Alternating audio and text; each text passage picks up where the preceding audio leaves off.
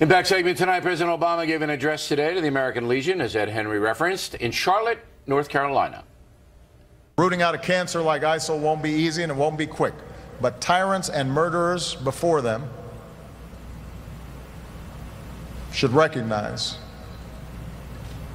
that kind of hateful vision ultimately is no match for the strength and hopes of people who stand together for the security and dignity and freedom that is the birthright of every human being.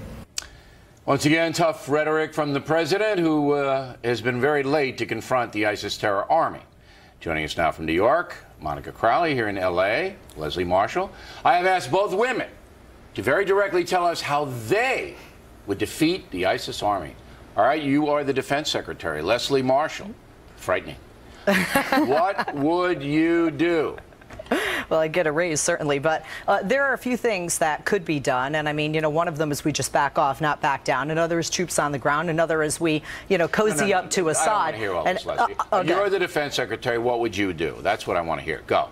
I would continue airstrikes. I would step up the airstrikes, and I actually would bring those airstrikes to Syria because we missed the mark, not working with the Free Syrian Army, the moderate faction of the Free Syrian Army, earlier. You know, I mean, we didn't miss the mark because there was no real Free Syrian Army to give anything to, and if we had given it to, the ISIS people would have captured all the weapons just as they did in Iraq. So that's a myth. What do you think, Monica? You're the defense secretary. I just fired Leslie.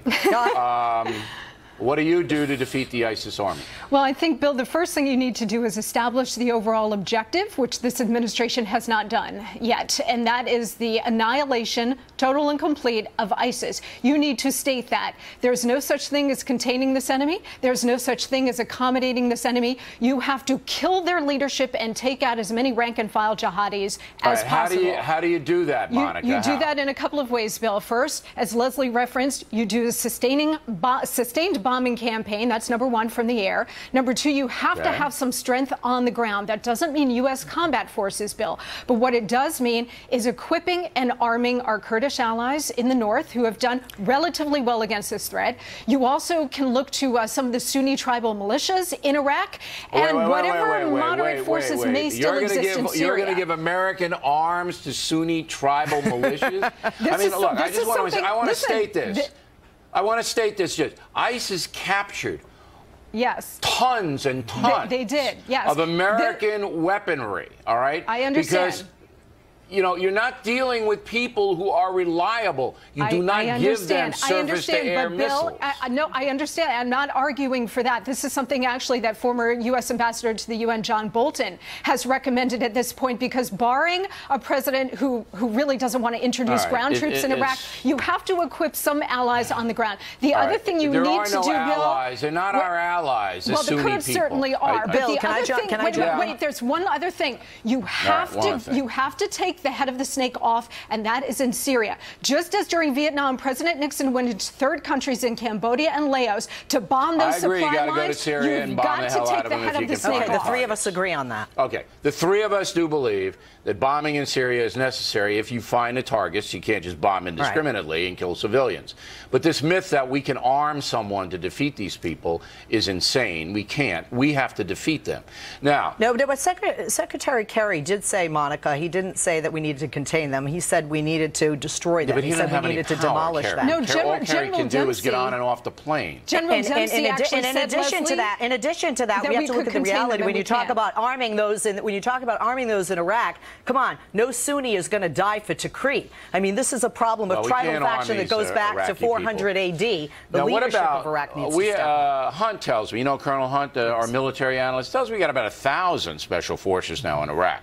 All right, that the government doesn't want the people to know about. Yes. But the U.S. government has put about 1,000 of them there. Correct. Mostly they're helping for, you know, identify where these ISIS people are so we can bomb them and help the, you know, the Kurds prop up their confidence level. Do we drop 3,000 or 4,000 of them, Monica, in there? I mean, is that what we do? Yeah, you have to. Look, you cannot fight this war strictly from the air. All right, so you say yes. As sophisticated as our air is. Yes, you have to. Look, this is a president who's in a political box because he ran as the anti-Iraq war president. And now we're in a situation, because of his total withdrawal from Iraq, where now he is going to have to reintroduce, maybe not combat troops, but certainly special ops. Monica Crowley, Secretary of Defense wants to put in advisors, that's what we're going to call them, but you say no. No, I say no, because quite frankly, even though this is a secret, you and I know about it, and a lot of other people know about it, and the problem is, part of it is perception. The Iraqi people will perceive, as will the international community, that America is invading the sovereign nation of Iraq once again.